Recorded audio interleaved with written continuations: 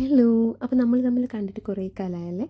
അപ്പോൾ എന്നാണോ ഞാൻ വീഡിയോ സ്റ്റോപ്പ് ചെയ്തത് അന്ന് തുടങ്ങി ഞാൻ നെയിൽ പോളിഷും ചെയ്തിട്ടില്ല, നെയിൽ ഷേപ്പ് ചെയ്തിട്ടില്ല, ഒന്നും ചെയ്തിട്ടില്ല. സത്യത്തിൽ കുറച്ച് മടിയും അതിൻ്റെ കൂടെ കുറച്ച് പണിയും ഉണ്ടായിരുന്നു. അതുകൊണ്ടാണ് ഒന്നും ചെയ്യാൻ പറ്റാതായി പോയത്.